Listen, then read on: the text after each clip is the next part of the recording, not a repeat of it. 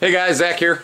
I suppose you were probably gonna wait another 2-3 months for me to make another video. I'm actually jumping right back on it. I just got this Brous Blades Turpin Strife semi-custom, and I wanted to take a few minutes just to talk about, I've had it this weekend. I got it Saturday, so I've had it for just a couple days. I haven't really gotten a chance to carry it yet, but I wanted to kind of give you some of my impressions on the knife. I feel like sometimes in the community we fall into the trap of, certain makers, or maybe most all makers, when you're spending the kind of money we spend on some of these knives, can do almost no wrong. And we'll choose to not talk about certain things in the community. And I'm not really trying to necessarily be a polarizing figure or, stir up hate or anything like that. I have a few issues with this knife. I'm going to just tell you right off the top, I have a few issues. I have contacted Jason, so before you write below that, oh, contact Jason, he'll fix it for you. I'm sure he will. I'm sure he will. But I have some QC issues right out of the box with mine. Anyway, but let's jump in and talk about the knife. Let's take a closer look at it. I'm sure a lot of you have seen Jim Skelton's channel. He's quite the popular man, and seen his comparison to the full custom. I unfortunately do not own a custom, which was one of the main reasons that I was interested in picking up this version. You can see it's full carbon fiber on both sides. I've got the black wash version, and my understanding is the blacked out and the black wash are the first ones from the pre-orders that he's sending out. You've got the milled back spacer, and then let's take a look at the blade. You've got that black wash, that nice acid stone wash blade. Very, very nicely done. So there's a lot of things in this knife that are just spot on. The fit and finish of the blade is one of those things. The grinds are great, came incredibly sharp. Did a very good job from the customs that I have handled of paying homage to Dustin's work. Take a look at this side. You've got the Turpin logo on one side and the Brous logo on this side. You can see that edge, just really a nice edge there. You have your forward choil, great for choking up. The one thing on the blade that I'm not, it's just being a little bit nitpicky maybe, but I'd like to mention it. The jimping here is not very sharp at all. If you don't really care for jimping, or you don't like jimping that you can actually really use, then this won't be a problem for you. It's real smooth. I mean, I really need to bear down on my thumb in order to get some good traction with the jimping on this this particular model. Not a deal breaker by any means, but I think it's worth mentioning. I'm big on jimping. I don't really have many, if hardly any, knives in my collection that don't have it. I like it. I prefer it. So if it's going to be there, I just wish that it would be a little bit grippier. See, it's got a little oil there. It's still pretty fresh. You see, it came with a little bit of marker there, which not a huge deal, but does have a little bit of lock stick. Mine. Most of the time on knives, I've had several knives, several customs and productions over the years that have a little bit of lock stick, and through flipping it and using it, you'll find that oftentimes that goes away, or you can continue to put marker on the lock on the blade there, or graphite pencil lead works really well as well. Also keep making sure that there's oil kept off of the lock face there. But you see you can hear it, just a little bit of lock stick even with the marker. You see that these were serialized. You can see here I've got 419 of 500, and I think they were just randomly assigned, probably based on alphabetical. I don't think it had anything to do by when you ordered or so on. Nice milling. The carbon fiber, and I will completely agree with Jim on this. The carbon fiber, the work on the carbon fiber is, it's like it's custom. It's like it was done by somebody who really paid some decent attention to detail on the carbon fiber. You can see it's hard to see when it's flat, especially with the lighting in the camera, but it is contoured ever so slightly, and that makes the knife incredibly, let's see if you can see the contour here, incredibly comfortable in hand. So great job on the carbon fiber. Personally, I prefer the bolstered look of Dustin's, you know, his full customs, but you know, beggars can't be choosers in some cases, and this being one of those cases. The action is amazing. I will also agree with Brother Skelton there in saying that the detent that Mr. Brous is using, I guess on all of his newer stuff, but on these in particular, I don't own any of his other flippers, is fantastic. The flipper tab, fantastic. The action, perfect. Riding on you know, a caged bearing system. Internal stop pin. You can see just like Dustin's work, the blade is nicely hidden right here in the handle. And yeah, cannot complain. Any way that you get any way that you actuate that flipper, that knife is going to open. Great detent, great, just perfect, spot on. Nicely chamfered here, so it's nice and smooth when you're flipping on the insides of the frame. Let me open this guy back up. For those who haven't watched Jimbo's videos, you could see there that Dustin has he's actually milled out the tie liner on the non-locking side, and it makes the knife really quite light. Surprisingly light, really. I was very surprised how light this was when I got it in hand. The lock side you can see here. It's hard to see. I've got the black wash, or the dark stone wash version, so it's hard to see in there, but you can see that the really deep pockets he's got milled out there. You've got his deep carry clip, which we're going to talk about here in a minute. You've got a lanyard tab, I guess, on this side, on the presentation side, which is kind of a filler in case you want to switch the knife from left to right hand carry or so on. This particular version, I believe, was over $500, so you're paying a little bit of a premium to get this this dark acid stonewash. I noticed a couple guys had mentioned that we didn't really know, and we didn't really know beforehand, that the whole thing is actually blacked out. Now, I would actually myself prefer that the backspacer, the center of the backspacer there, the stainless part or tie or whatever material he's used, had been polished still to kind of pop it, to give it a little bit of an accent. Not a deal breaker, but just something to note there. The whole thing is blacked out. So if you're really big on the entire blacked out look, the blackout coated version or this acid stonewash version is going to be right up your alley. Now on to, I mentioned at the beginning of the video a few things that I find to be just not quite right. You know, NQR, or just not right there. Starting with the clip.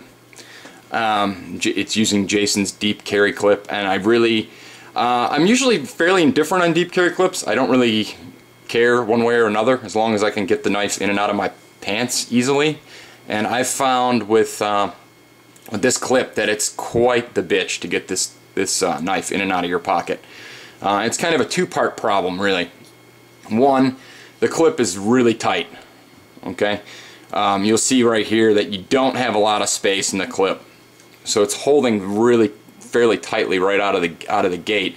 If you're putting this knife into something like Tad AC pants or shorts, not a big deal because the pockets are so thin. But when I first got it, I was trying it out in jeans, and it really, you know, that little lip on your jeans where the seam is, really gets jammed up in here in the deep carry portion. It almost gets pushed up in here too far. It makes the knife quite difficult to pull out of your pants. Don't get a dirty mind now. The knife makes the knife difficult to pull out. Now, Jim had mentioned if you dig your index finger into this slot that he's got cut into the clip, you know, when you're pulling the knife out, that helps. Or if you kind of loop your index finger down when you're pulling the knife out of your pocket, and you kind of hook it on the clip here to lift it up, that's the other way. It takes a little bit of technique to be able to get this, really does. I've got a lot of deep carry knives, and I haven't had to really necessarily come up with another way to draw the knife from my pants. until this one. So really, to me, the clip is meh. Not a huge fan of it. Second problem I have with the clip, and this is more of a QC issue that I've contacted Jason about. You could see mine is really quite loose. You know, that movement isn't minor. You would say, oh, stop itching and just tighten it down. Well, I tried. The way that this pocket here is milled out, the clip is just a little bit undersized, and the clip itself relies on the pocket to keep that lateral movement in check. And so either the pocket's oversized or the clip is undersized. You choose which, but tightening it down does nothing. That little torque screw is as tight as it will go. And because of the way the pocket is milled out, there's just no way to stop this clip from wiggling. You see that? I mean, it was like this right away. So, you know, I haven't carried this at all. I've had it obviously in my pants a few times checking it out. But yeah, that's an issue. So I've contacted Jason. We'll see. I'm sure he'll take care of it. I said he could either send me a clip or maybe I have to send the knife in if there's an issue with the pocket there. I'm not sure. So my issues with the clip went from bad to worse when I saw that it was loose. So again, not trying to you know, to bash or anything like that. Everybody's got QC issues, so just to note on you guys getting new ones, check that out. You might have that issue, maybe not. Maybe this is only an issue on my particular knife. Let's get off that horse and talk about this little lanyard slot here that he's got. It's really quite small. So it's almost, to me, it's almost functionless. You're definitely not getting a piece of paracord through there unless maybe you gut it. And to put it in perspective, here's a piece of paracord. You're definitely not getting the paracord through there unless maybe you gut it and really smush it down and poke it through. So if you're looking to put a lanyard on this knife and not put it through the clip here in some way, you're not really going to be able to use a paracord lanyard through that little slot. Maybe some other kind of twine, you'd be fine. Just begs, not begs, but it's worth mentioning there about this little tab. For me, after I get this fixed, if I have to send it back to Jason or whatever, if I get a new clip, I will be taking this tab out completely. And actually, it pokes you in the hand when you're trying to take the knife out. I just don't care for it. I don't care for it at all. So again, the nice thing is though that since it is a filler tab, you can take it out. I'll either take it out or I'll just cut the loop off or something. I will be getting rid of that on mine if I keep it. Other fit and finish issues. The only other really fit and finish issues that I've noticed, and I've seen on Instagram a couple of guys have had these. One, the backspacer is it's a great attempt at copying Dustin's work, the awesome sandwich backspacers he does, but you can see there that it's just not quite right either. It's almost Emerson-like, really, and it's not really a bash on Emerson either, but it's the edges of it don't quite line up. The angles are not cut quite the same. If you're familiar with the older Emersons that had the solid backspacer or the G10, you'll notice that it was never just quite right on those, and you can see here that this angle cut is cut slightly off that way. You can see that the sandwich is not, all the pieces don't line up perfectly. You'll see there that it's also not quite right down in here. Right here you can see where it's off a little bit. You can see that it's very slight, but the holes, the milled out slots on each side, they don't quite match up either. Very good. I mean, it's minor stuff. Maybe you're going to call it nitpicky, but keep in mind this is still a $500 knife, right? To me, you can see here, it's just not. You can see there what I'm talking about. The left side is raised versus the right. Everything doesn't just fit quite right there. You can see here again the butt. To me, I think this is a great attempt to capture Dustin's work, but it's almost like if it's going to be a little bit off, or if it's too much cost, and to try and mimic what Dustin has done with his backspacers, and if it's going to be off like this, I would almost prefer that this just be a solid backspacer, or standoffs or something else. you know, barrel spacers or something instead of the way it is. I mean, and maybe it's nitpicky. You can blast me down below. I'll give you full free reign to go ahead and blast me if you want to.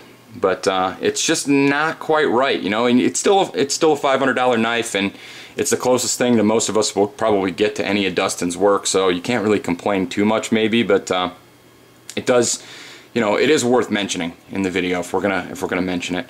The carbon fiber on the right side here is fit perfectly to the frame, nice and smooth all the way across. However, on the left side, you could see it's raised a little bit, so it isn't, again, perfect fit and finish.